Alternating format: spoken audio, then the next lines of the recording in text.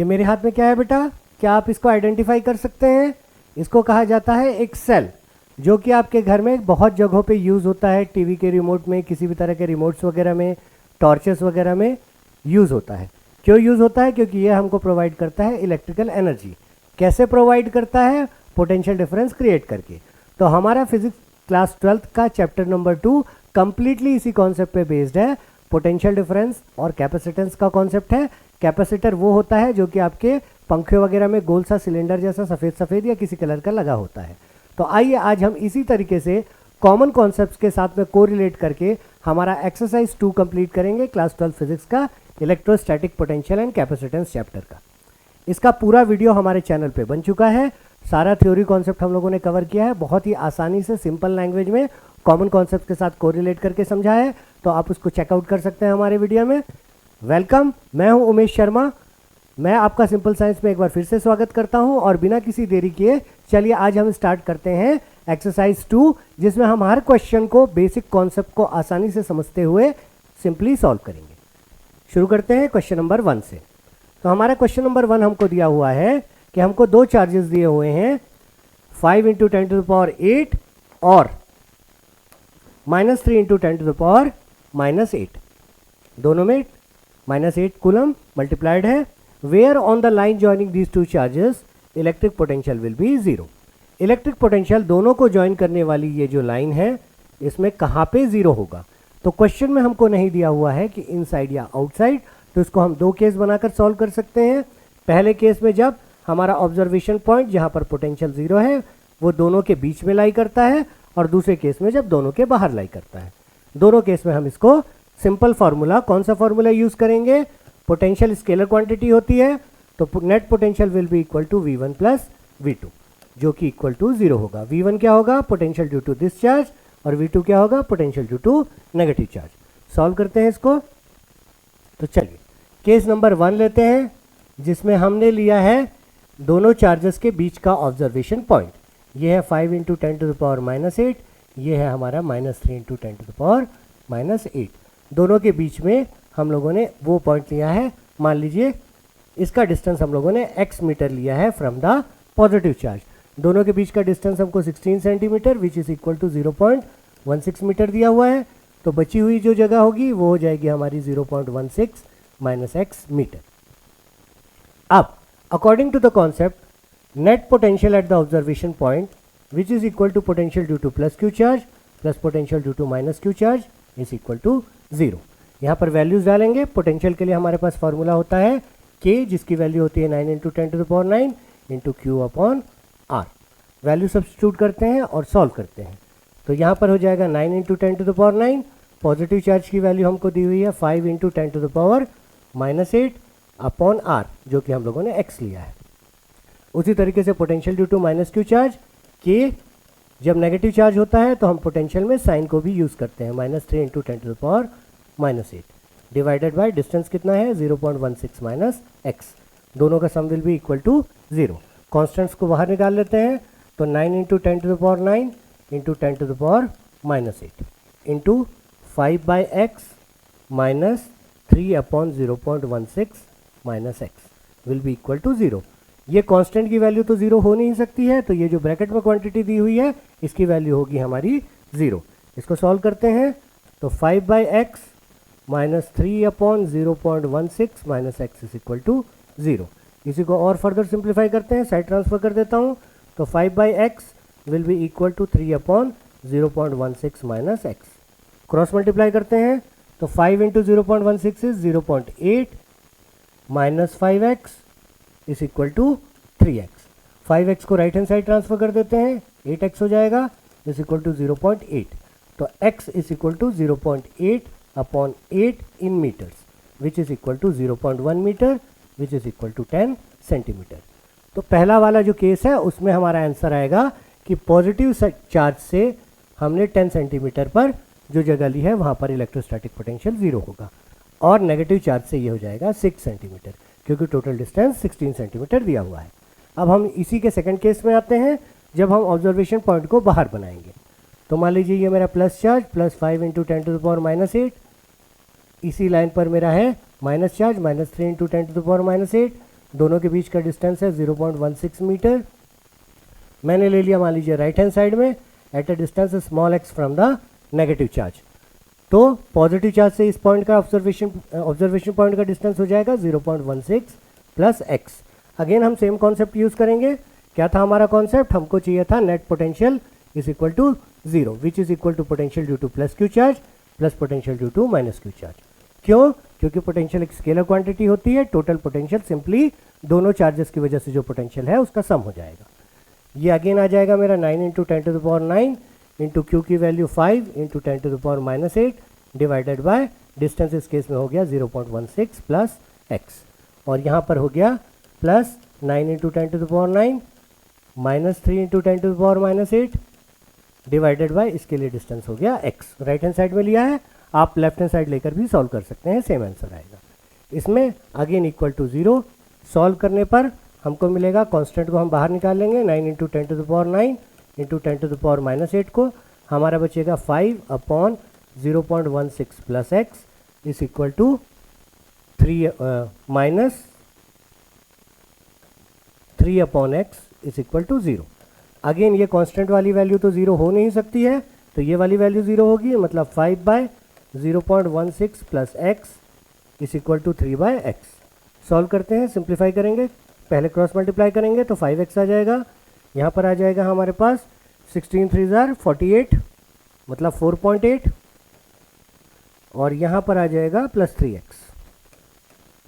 इसको इधर ट्रांसफर कर लेंगे हम, तो ये ट्रांसफर करने पर हमारा आ जाएगा 5x minus 3x is 2x is equal to 4.8।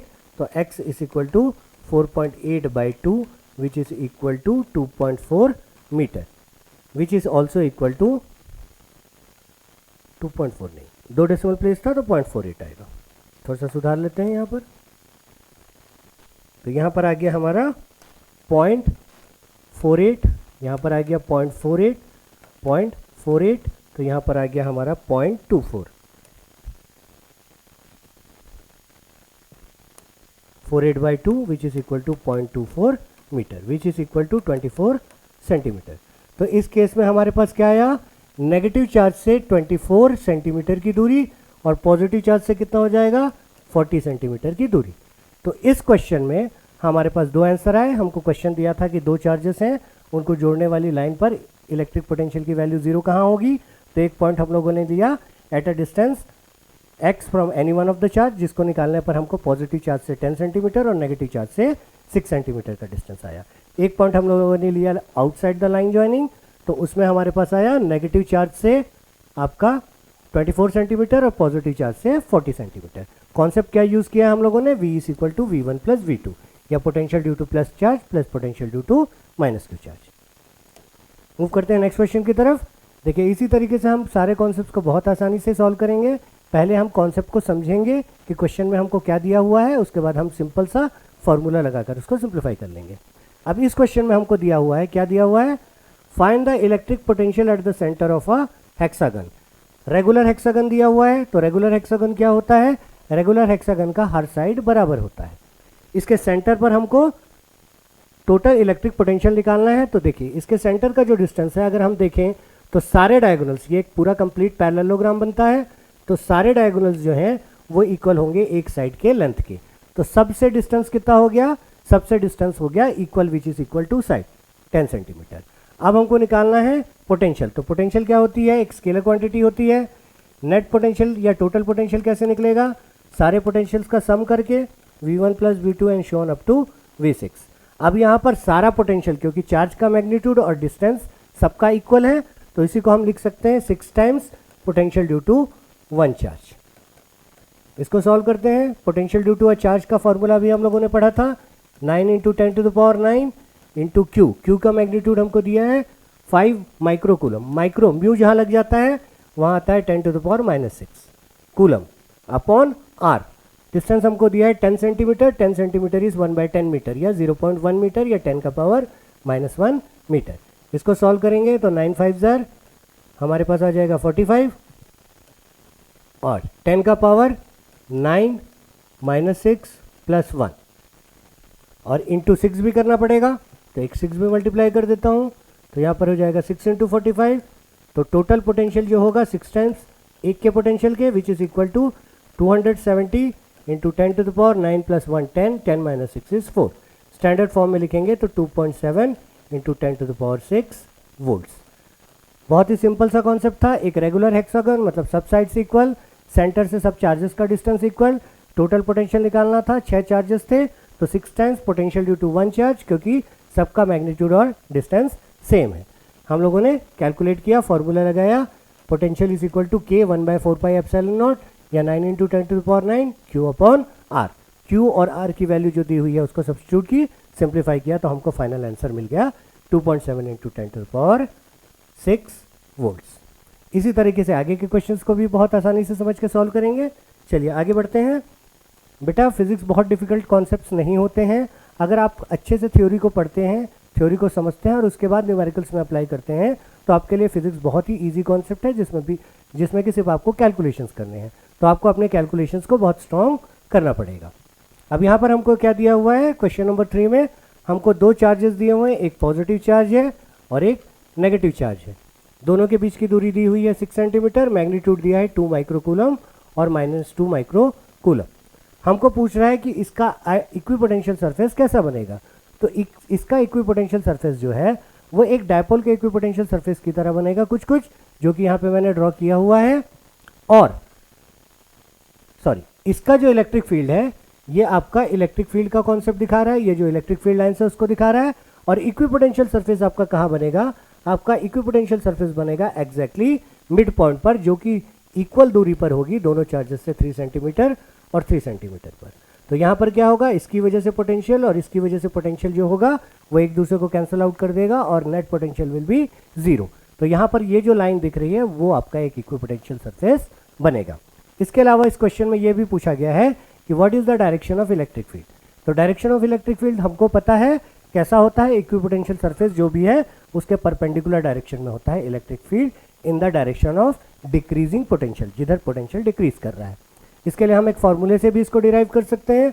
हमको पोटेंशियल ग्रेडियंट का फॉर्मूला पता है, dv is equal to E vector dot dx vector. एक इक्विपोटेंशियल सरफेस पर पोटेंशियल डिफरेंस 0 होता है क्योंकि potential at each point is same. तो यहाँ पर dot product of 2 quantity is equal to 0। इससे कंक्लूजन क्या आता है, डॉट प्रोडक्ट तब 0 होता है जब दोनों एक दूसरे के परपेंडिकुलर होते हैं। तो electric field intensity is always perpendicular to equipotential surfaces. और अगर हम डायरेक्शन लेंगे तो जिस डायरेक्शन में पोटेंशियल रिड्यूस कर रहा है उस डायरेक्शन में इलेक्ट्रिक फील्ड होता है। बहुत सिंपल सा क्वेश्चन था। मूव करते हैं अगले क्वेश्चन की तरफ और इसी तरह से आसानी से इसको भी समझने की कोशिश करते हैं।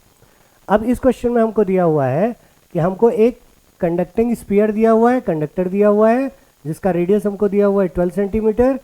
इसके पास चार्ज जो है सरफेस पर डिस्ट्रीब्यूटेड है 1.6 into 10 to the power -7 coulomb का। हमको 3 जगहों पे इलेक्ट्रिक फील्ड या इलेक्ट्रिक फील्ड इंटेंसिटी निकालनी है। पहला इनसाइड द स्फीयर, दूसरा जस्ट आउटसाइड द स्फीयर और तीसरा at the distance 18 centimetre from the sphere. तो सबसे पहला कॉन्सेप्ट तो ये है कि किसी भी कंडक्टर के अंदर इलेक्ट्रिक फील्ड 0 होता है। इसको हम लोगों ने 2-3 जगहों पे पढ़ लिया है। गॉसेस थ्योरम में भी हमने इसको पढ़ा था और इलेक्ट्रोस्टैटिक्स ऑफ कंडक्टर करके एक टॉपिक है उसमें भी हमने पढ़ा था, जो कि हमारे प्रीवियस वीडियोस में कवर्ड है, जिसमें सेकंड चैप्टर की सारी थ्योरी बहुत अच्छे से एक्सप्लेन की गई है, जिसको आप आसानी से समझ सकते हैं। तो सबसे पहला आंसर तो हो गया electric field inside the sphere is 0। अब दूसरा, electric field just outside the sphere. Just outside the sphere मतलब रेडियस के जस्ट बाहर। तो इसको हम कैसे सॉल्व करेंगे, फॉर्मूला लगाएंगे E is equal to k into q upon r square. K की वैल्यू होती है 9 into 10 to the power 9। Charge हमको कितना दिया हुआ है, चार्ज हमको दिया हुआ है 1.6 into 10 to the power -7 upon distance कितना दिया हुआ है 12 सेंटीमीटर। तो 12 into 10 to the power -2 metre का होल स्क्वायर। इसको सॉल्व करते हैं। 16 9 आर 144, एक डेसिमल प्लेस है तो अपॉन 10 कर देता हूँ। 10 टू द पावर 9 अपनी जगह पर, 10 टू द पावर 7 इसके साथ है तो -7 कर लेता हूँ, डिवाइडेड बाई 12 का स्क्वायर करेंगे 144, इसीलिए मैंने इसको 144/10 दिया था, इंटू 10 टू द पावर -4। यहाँ पर 144 गेट्स कैंसल्ड, ये हो गया 10 का पावर 9 - 7 इज 6, ये ऊपर आके हुआ -1 इसका और इसका हो गया +4, तो ये हो गया 10 टू द पावर 9 न्यूटन पर कूलम। तो electric field just outside the sphere या on the surface of the sphere कितना होगा 10 टू द पावर 9 न्यूटन पर कूलम के बराबर आएगा। एक बार और चेक कर लेते हैं कहीं पे कुछ गड़बड़ तो नहीं है। 9 माइनस 7 यहाँ पर मैंने गड़बड़ किया, 9 माइनस 7 इज 2, तो थोड़ा सा सुधार लेते हैं। यहाँ पर हो जाएगा हमारा 10 का पावर 9 माइनस 7 2 माइनस 1 इसका और प्लस 4, तो ये हो जाएगा मेरा 6 माइनस 1 10 का पावर 5 न्यूटन पर कूलम। ठीक है, अब ये परफेक्ट है। यहाँ पर छोटी सी मिस्टेक हो गई थी, 9 माइनस 7 की जगह मैंने 3 लिख दिया था। तो क्या होगा electric field on the surface, second वाले का आंसर आपका आएगा 10 टू द पावर 5 न्यूटन पर कूलम। अब तीसरा निकालना है हमको at a distance 18 centimetre. Same concept, बस क्या होगा डिस्टेंस में 12 की जगह 18 यूज करके हम इसको सॉल्व करेंगे। फिर से बना लेते हैं। तो E is equal to 9 into 10 to the power 9, Q की value same 1.6 into 10 to the power minus 7 divided by 18, तो 18 into 10 to the power minus 2 का होल स्क्वायर। ये हो जाएगा मेरा 9 इंटू 16 बाई 18 इंटू 18, और ये 1.6 का जो एक डेसिमल है उसको मैंने नीचे इंटू 10 लिख लिया। यहाँ पर 10 का पावर माइनस 4 अपनी जगह पर, यहाँ पर 10 का पावर 9 माइनस 7 अपनी जगह पर। तो यहाँ पर अगर हम लोग काटेंगे तो 9 2 ज़ार 18, 2 8 ज़ार फिर 4 9, तो ये आ जाएगा आपका अप्रोक्सीमेटली 0.44 इंटू 10 का पावर निकालेंगे तो 9 माइनस 7 इस 2, ये वाले का माइनस या इन दोनों को ऐड करके प्लस 3 ऊपर ले जाता हूँ, तो ये हो जाएगा 4.4 into 10 to the power 4.44 into 10 to the power 5, एक 10 को यूज़ कर लेंगे तो 4.4 into 10 to the power 4 newton पर कूलम। तो 18 सेंटीमीटर वाला जो डिस्टेंस है सेंटर से 18 सेंटीमीटर पर इलेक्ट्रिक फील्ड इंटेंसिटी की वैल्यू कितनी होगी हमारी 4.4 into 10 to the power 4 newton पर coulomb. Just outside electric field intensity कितनी होगी हमारी, अभी हम लोगों ने कैलकुलेट किया था 10 टू द पावर 5 न्यूटन पर कूलम। और inside the conductor electric field intensity कितनी होगी 0 होगी। बहुत ही सिंपल सा कॉन्सेप्ट था, सिंपली एक फॉर्मूला हमको यूज़ करना था, E is equal to 9 into 10 to the power 9 Q upon R square, और सिंप्लीफाई करना था। इनसाइड द कंडक्टर चार्ज 0 होता है इसलिए इलेक्ट्रिक फील्ड इंटेंसिटी भी 0 होती है, लेकिन पोटेंशियल कांस्टेंट होती है। ये कॉन्सेप्ट भी हमने कवर किया हुआ है हमारे चैप्टर में। आगे बढ़ते हैं नेक्स्ट क्वेश्चन की तरफ। अब अगले क्वेश्चन में हमको दिया हुआ है कि हमको एक कैपेसिटर है जिसका कैपेसिटेंस दिया हुआ है 8 पिकोफैरेड। पिकोफैरेड का मतलब होता है 10 to the power minus 12 farad. अगर इसके बीच के डिस्टेंस को हाफ कर दिया जाए और डाइलेक्ट्रिक कांस्टेंट डाल दिया जाए 6 का, तो न्यू कैपेसिटेंस कितना होगा। तो इसके लिए देखिए, capacitance in absence of dielectric होता है epsilon nought A upon D. Capacitance in presence of dielectric होता है epsilon nought epsilon R A upon D.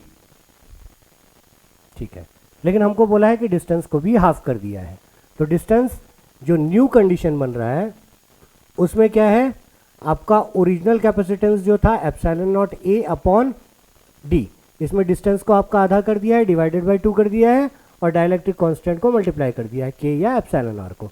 तो हमारे पास न्यू कैपेसिटेंस के लिए ये फार्मूला बना, and this is the formula for original capacitance जिसकी वैल्यू दी है 8 into 10 to the power minus 12। बहुत ही सिंपल सा कॉन्सेप्ट है। क्या किया है हम लोगों ने, हमको कैपेसिटेंस 12 फैरेड दिया है, पहले हमने दोनों के बीच के डिस्टेंस को हाफ कर दिया। डिस्टेंस को हाफ कर दिया तो कैपेसिटेंस में आपका दुगुना हो जाएगा, हाफ डिस्टेंस करने पर d/2 आएगा, ये ऊपर चला जाएगा। उसके बाद डाइलेक्ट्रिक कांस्टेंट डाल दिया तो डाइलेक्ट्रिक कांस्टेंट मल्टीप्लाई हो जाएगा। इसको सिंप्लीफाई करने पर हमको मिलेगा 2 times k into capacitance given capacitance, तो ये हो जाएगा मेरा 2 into 6 into 8 into 10 to the power minus 12 which is equal to 6 2 ज़ार 12 एंड 12 8 ज़ार 96। तो ये हो जाएगा मेरा 96 into 10 to the power minus 12 farad which is equal to 96 pico farad. चूंकि 10 टू द पावर माइनस 12 अपने आप में पिको एक स्टैंडर्ड वैल्यू कहलाती है, इसलिए हमने इसको 96 लिखा हुआ है, 9.6 into 10 to the power minus 11 नहीं लिखा है। तो सिंपल सा कॉन्सेप्ट था। कुछ भी नहीं था, कैपेसिटर के बीच के डिस्टेंस को अगर आधा करेंगे तो उसकी कैपेसिटी दुगनी हो जाएगी, और डाइलेक्ट्रिक मीडियम अगर डाल देंगे तो जितना उसका डाइलेक्ट्रिक कांस्टेंट है उतने गुना हो जाएगी। तो दोनों केस मिला के कितने गुना एक्स्ट्रा हो जाएगी? 12 टाइम्स ओरिजिनल कैपेसिटेंस के। सिंपल सा कॉन्सेप्ट था। मूव करते हैं अगले कॉन्सेप्ट की तरफ। अब यहाँ पर हमको कॉम्बिनेशन ऑफ कैपेसिटर्स का कॉन्सेप्ट दिया हुआ है। हमको सीरीज कॉम्बिनेशन में 3 कैपेसिटर्स जोड़ के दिए हुए हैं। सबसे पहले हमको फाइंड आउट करना है total capacitance of the combination. तो इसका क्या कॉन्सेप्ट बनता है? सीरीज में आपका टोटल कैपेसिटेंस जो होता है वो 1/C equivalent is equal to 1/C1 plus 1/C2 plus 1/C3 बनता है। आपको लग रहा होगा कि नहीं, यहाँ पर तो कुछ गड़बड़ है। सीरीज में तो हम लोगों ने डायरेक्ट सम वाला फॉर्मूला पढ़ा था, R is equal to R1 plus R2 plus R3, तो वो वाला केस आपका रेजिस्टेंस में अप्लाई होता है। कैपेसिटेंस में आपका सीरीज में जस्ट रिवर्स या रेसिप्रोकल कंडीशन वाला मिलता है। तो हमको इक्विवेलेंट कैपेसिटेंस निकालना था। 1/C equivalent will be equal to 1/C1 की value 9 picofarad, 9 into 10 to the power minus 12 plus 1/9 इसको मैं एक काम करता हूँ, तीनों को इक्वल टू C लेकर सॉल्व कर लेता हूँ। 1/C equivalent is equal to 1/C plus 1/C plus 1/C which is equal to 3/C। तो equivalent capacitance will be equal to C/3 which is equal to 9 picofarad upon 3 which is equal to 3 picofarad. तो इस जो combination है, total combination, उसकी capacity जो आपकी आएगी वो आएगी 3 picofarad which is equal to 3 into 10 to the power minus 12 farads. अब अगला, potential difference across each capacitor if connected to 120 volt supply. Potential difference across each capacitor हमको कैलकुलेट करना है। तो इसके अक्रॉस मान लीजिए पोटेंशियल डिफरेंस V1 है, इसके अक्रॉस मान लो V2 है, इसके अक्रॉस मान लो V3 है। लेकिन अगर तीनों कैपेसिटर सेम कैपेसिटेंस के हैं तो इन दैट केस तीनों के अक्रॉस पोटेंशियल डिफरेंस V होगा। इसको अगर हम सिंपली सॉल्व करना चाहें तो V plus V total potential difference 120 के इक्वल होगा। 3V is equal to 120 volts, तो V is equal to 120/3 which is equal to 40 volts. तो इसका आंसर हमारा 40 वोल्ट्स आ जाएगा। और अगर हमको इसको कॉम्प्लेक्स तरीके से सॉल्व करना है तो इंडिविजुअल हम कैलकुलेट कर सकते हैं, जिसको कि आने वाले कॉन्सेप्ट में हम सीखेंगे। अगले क्वेश्चन में देख लेंगे इसका और कॉन्सेप्ट। आगे बढ़ते हैं। और कुछ तो नहीं पूछा था, 2 ही क्वेश्चंस थे। मूव करते हैं अगले क्वेश्चन की तरफ। अगले क्वेश्चन में हमको पैरेलल कॉम्बिनेशन का दिया है। तो पैरेलल कॉम्बिनेशन में इक्विवेलेंट कैपेसिटेंस क्या होता है? इसमें होता है C1 plus C2 plus C3। तो इसमें हमको क्या करना है? सिंपली 2 पिकोफैरेड, 3 पिकोफैरेड और 4 picofarad is equal to 2 plus 3 plus 4 picofarads which is equal to 9 picofarad. तो पहला वाला जो total capacitance of the combination का आंसर आएगा वो आ जाएगा मेरा 9 पिकोफैरेड्स या 9 into 10 to the power minus 12 farad. Charge on each capacitor if connected to 100 volt supply. अगर मैं इस कॉम्बिनेशन को, इन तीनों की जगह एक सिंगल कैपेसिटर लेते हुए इसको एक 120 वोल्ट के कैपेसिटेंस के साथ में 9 पिकोफैरेड निकाला था हम लोगों ने, इसको मैंने एक बैटरी के साथ में जिसका पोटेंशियल डिफरेंस 100 वोल्ट्स है उसके साथ में अगर मैंने कनेक्ट कर दिया तो क्या होगा? Charge on each capacitor. सबसे पहले charge, total charge of the combination will be equal to Q is equal to CV, C into V। Total capacitance था मेरा 9 picofarad, 9 into 10 to the power minus 12 farads into voltage हमको दिया हुआ है 100। तो total charge मेरे पास आ गया 9 into 10 to the power minus 10 coulomb charge. अब ये पैरेलल कॉम्बिनेशन है तो पैरेलल कॉम्बिनेशन में अलग अलग अमाउंट में डिवाइड होगा चार्ज।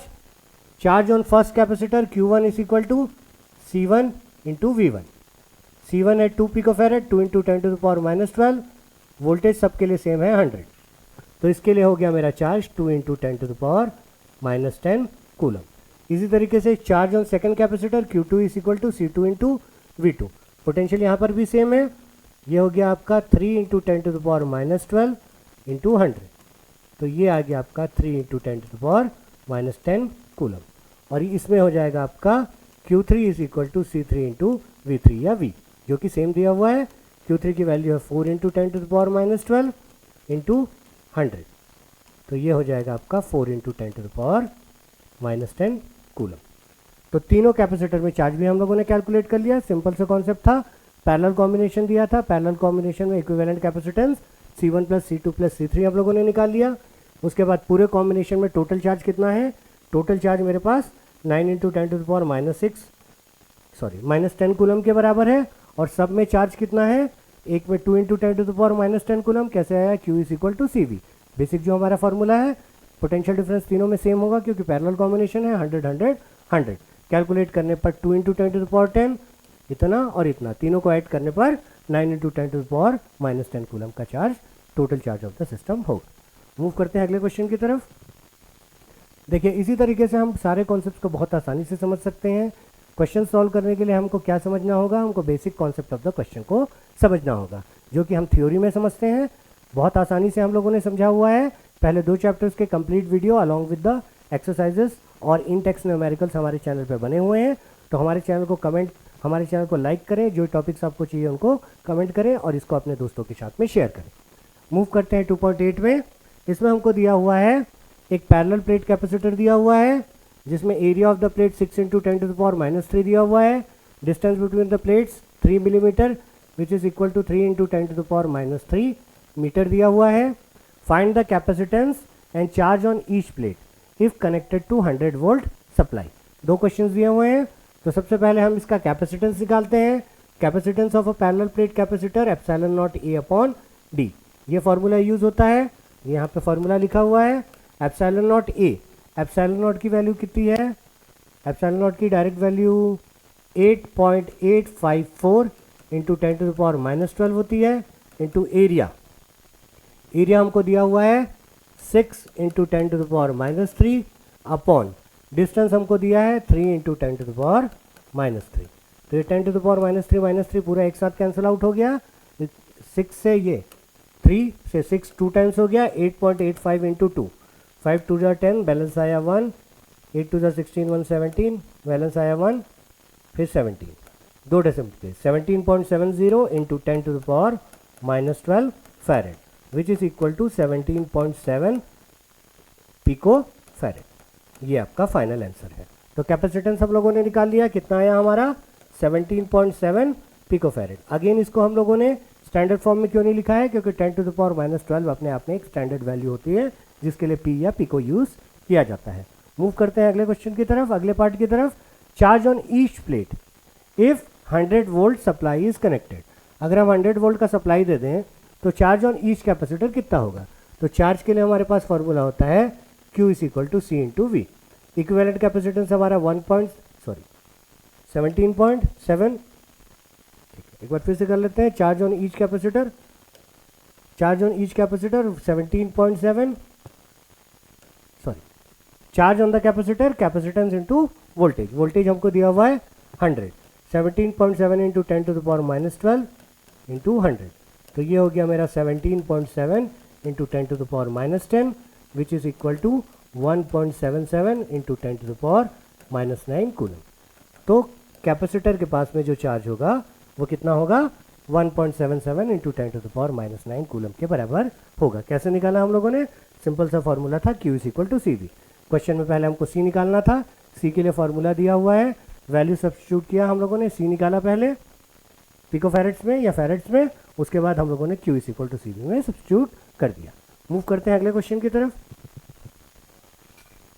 नाउ सेम क्वेश्चन का ही एक्सटेंशन है ये क्वेश्चन।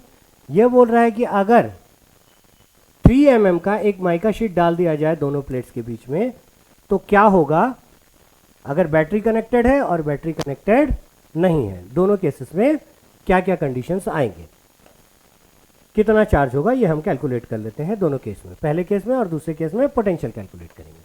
तो देखिए क्वेश्चन तो हमारा सेम है, अभी हम लोगों ने बनाया तो मुझे याद है C की वैल्यू आई थी 17.7 into 10 to the power -12 farad.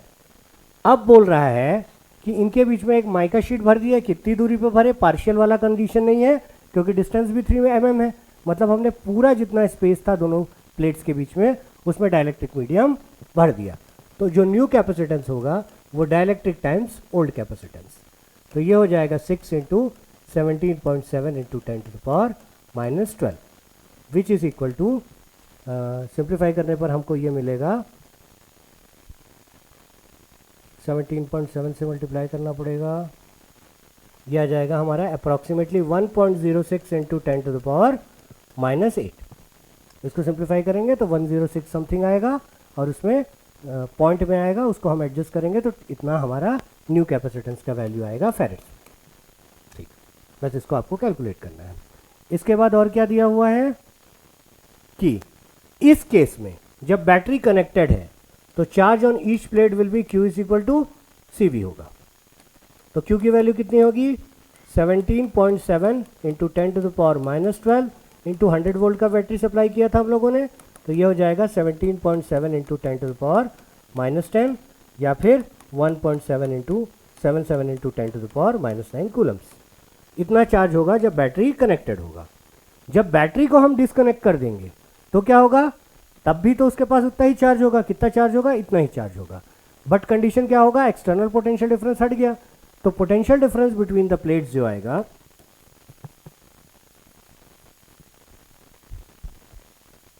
जब battery is disconnected, case number 2, battery को डिस्कनेक्ट करेंगे तो चार्ज तो हमारा 1.77 into 10 to the power -9 coulomb रहेगा। पोटेंशियल कितना हो जाएगा, potential difference between these two plates will be equal to C is equal to Q upon V, तो V is equal to Q upon C। Q की value है हमारे पास 1.77 into 10 to the power -9 और इस केस में mica sheet डालने के बाद हमारे पास कैपेसिटेंस आ गया था 1.06 इंटू 10 टू द पावर -8। इसको हम सिंप्लीफाई करते हैं तो हमको लगभग वैल्यू मिलती है इसकी, मल्टीप्लाई करने पर approximately 1.77 into 10 to the power -1 which is equal to 0.17 volt के आसपास अप्रॉक्सीमेटली। तो इस केस में क्या होगा हमारा, इस केस में potential difference between the plates हमारा 0.17 वोल्ट्स के आसपास होगा। क्यों होगा ऐसा, क्योंकि दोनों प्लेट्स के बीच में चार्ज है, एक में पॉजिटिव है और एक में नेगेटिव है, तो पोटेंशियल डिफरेंस क्रिएट होगा जो कि लगभग 0.17 या 0.16 वोल्ट के आसपास आएगा। मूव करते हैं नेक्स्ट क्वेश्चन की तरफ। Energy stored in a capacitor का कॉन्सेप्ट है। हमको कैपेसिटेंस दिया हुआ है,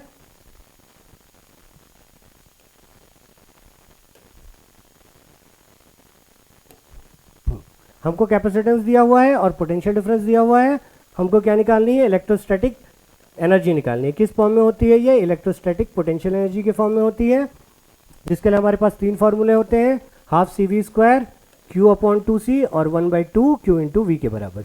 तो हम ये वाला फॉर्मूला यूज करेंगे क्योंकि C और V दिया हुआ है। 1/2 अपनी जगह पर, C की value 12 into 10 to the power -12 picofarads में दिया हुआ है इंटू 50 का स्क्वायर। तो ये हमारा 6 खड़ी आएगा, ये हो जाएगा 6 into 10 to the power -12 into 50 का स्क्वायर हो जाएगा 2500। 25 इंटू 6 कर लेते हैं तो 25 इंटू 6 विल बी 150 और ये 2 zeros और into 10 to the power -12।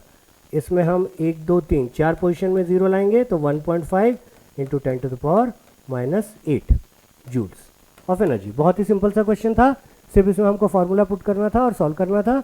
Formula कौन सा यूज़ करेंगे, जो वैल्यूज़ दी हुई हैं, electrostatic potential energy U is equal to half CV², C की वैल्यू और V की वैल्यू हमने डाली और सिंप्लीफाई किया तो हमको मिल गया electrostatic potential energy U is equal to 1.5 into 10 to the power -8 joules. अब आते हैं लास्ट क्वेश्चन में। This is the last question of our chapter, जिसमें कि 2.11 दिया हुआ है, शेयरिंग ऑफ चार्ज का कॉन्सेप्ट है। How much electrostatic energy is lost during the process. Condition क्या है कि हमको एक चार्ज कैपेसिटर दिया हुआ था 600 पिकोफैरेड का, इसको हम लोगों ने कंप्लीटली चार्ज किया 200 वोल्ट की बैटरी के साथ में, फिर उसको डिस्कनेक्ट कर दिया और ले जाकर दूसरे कैपेसिटर के साथ में कनेक्ट कर दिए। तो final how much electrostatic energy is lost during this redistribution of charge. Redistribution कहाँ हुआ, जब हम कैपेसिटर को बैटरी से निकालकर ले जाकर दूसरे कैपेसिटर के साथ कनेक्ट कर दिए तो वो कैपेसिटर को भी चार्ज करने लग गया। दोनों कैपेसिटर, एक कैपेसिटर से चार्ज जाके दूसरे कैपेसिटर में गया, तो इस दौरान में रीडिस्ट्रीब्यूशन में कुछ एनर्जी लॉस हुई। तो एनर्जी लॉस हम कैसे निकालेंगे, एनर्जी लॉस सिंपली होगा energy loss is equal to energy in first case जब वो अकेला था plus energy in minus energy in second case जब रीडिस्ट्रीब्यूशन हो गया। तो एनर्जी इन फर्स्ट केस कितना होगा, ये हो जाएगा हमारा हाफ सी वी स्क्वायर, सी और वी दिया हुआ है, E1 की वैल्यू। पहले केस में हमारे पास कैपेसिटेंस दिया हुआ था 600 picofarad, 600 into 10 to the power -12 into voltage दिया हुआ था 200, तो 200 का स्क्वायर हो गया 40000। इसमें से मैंने यहाँ पर से काट दिया 3, तो ये हो गया 3, यहाँ पर 4 0, यहाँ पर 2 0, 60, 3 into 10 to the power -6 farad, sorry joules. पहले केस में एनर्जी हो गई मेरी 3 इंटू 10 टू द पावर -6। कुछ तो गड़बड़ है, ये 1.2 में आ रहा है, हाफ सी वी स्क्वायर, कुछ वैल्यूज़ में शायद दिक्कत हो सकती है। चार्ज किए हैं हम यहाँ पर कैपेसिटर की एग्जैक्ट वैल्यू, हमारे पास वोल्टेज की एग्जैक्ट वैल्यू थोड़ा सा कुछ मिस हो रहा है, क्योंकि कैलकुलेटेड वैल्यू के हिसाब से ये कुछ अलग आएगा, बाकी कॉन्सेप्ट तो यही होगा।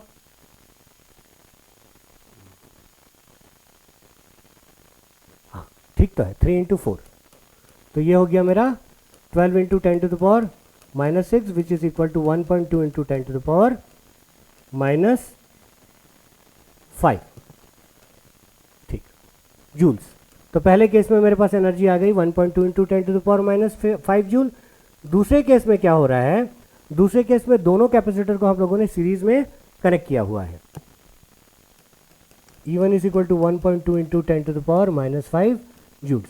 दूसरे केस में क्या करेंगे, हम दोनों कैपेसिटर को एक साथ सीरीज में कनेक्ट करेंगे, तो इस केस में equivalent capacitance 1/C equivalent is equal to 1/C1 plus 1/C2। दोनों कैपेसिटेंस की वैल्यू 600 दी है, तो ये हो जाएगा सीधा आपका 2/C, या फिर equivalent capacitance is equal to C/2 which is equal to 600/2 is equal to 300 picofarad. अब इस केस में टोटल एनर्जी कितनी होगी, total energy in second case will also भी equal to half CV, C equivalent आ जाएगा V स्क्वायर। इसको simplify करेंगे 1.2 इंटू इक्विवेलेंट की value 300 into 10 to the power -12 into potential difference, same रहेगा। पोटेंशियल डिफरेंस अगर हम लेते हैं 4000 वोल्ट्स, तो ये अगेन 6 हो गया, और ये हो गया आपका 1.5 into 4 which is equal to 6 into 10 to the power -6, या -5 में आएगा। 0.6 into 10 to the power 60 into 10 to the power -6 which is equal to 6 into 10 to the power, नहीं 0.6 में ही आएगा, ठीक है। सिंप्लीफाई करने पर हमारे पास वैल्यू आया equal to 0.6 into 10 to the power -5 joules. ये आया हमारा सेकेंड केस में total energy of the system. अब लॉस कितना हुआ, loss in energy during the redistribution is equal to original minus energy in second case which is equal to 1.2 into 10 to the power -5 into 0.6 into 10 to the power -5 which is equal to 0.6 into 10 to the power -5 joules. तो ये होगा loss in energy. बहुत simple सा concept था। पहले केस में अकेले कैपेसिटर था 600 पिकोफैरेड का 200 वोल्ट्स का, उसका E1 हम लोगों ने निकाल लिया हाफ CV स्क्वायर से। सेकंड केस में हमने दूसरा कैपेसिटर जोड़ दिया, तो कैसे जोड़े हैं, सीरीज में जोड़े हैं, तो इक्विवेलेंट कैपेसिटेंस आपका 300 पिकोफैरेड का हो गया। टोटल एनर्जी हम लोगों ने कैलकुलेट किया, तो 0.6 into 10 to the power -5 coulomb के आसपास आया, और फाइनली हम लोगों ने दोनों को सब्ट्रैक्ट कर दिया, तो 0.6 इंटू 10 टू द पावर -5। शायद यहाँ पर इसी को हम लिख सकते हैं 6 into 10 to the power -6 joules भी लिख सकते हैं। तो इतना लॉस इन एनर्जी हुआ during the redistribution from one capacitor to another capacitor. यहाँ पर हमारा चैप्टर कंप्लीट होता है। हमारे इस चैनल पे अब तक चैप्टर 1 और चैप्टर 2 12th फिजिक्स का कंप्लीट हो चुका है, जिसमें थ्योरी और सारे न्यूमेरिकल्स बन चुके हैं। इंटेक्स न्यूमेरिकल्स भी सारे लगभग हमने बना दिए हैं। 1-2 न्यूमेरिकल्स मिस हुए हैं टेक्निकल एरर्स की वजह से, तो अगर आपको रिक्वायरमेंट होगी वो न्यूमेरिकल्स आपके कमेंट करने पर हम उनके भी वीडियोस बना देंगे। तो हमारे चैनल के साथ बने रहें, बहुत आसानी से बोर्ड एग्जाम की तैयारी करें, और जो भी टॉपिक आपको चाहिए वो हमको कमेंट बॉक्स में बताएं। हमारे चैनल को शेयर करें, लाइक करें, सब्सक्राइब करें, और हमारे साथ बने रहें बोर्ड एग्जाम्स और कॉम्पिटिटिव्स की तैयारी के लिए। तो मिलते हैं नेक्स्ट वीडियो में, तब तक के लिए all the very best, thank you all.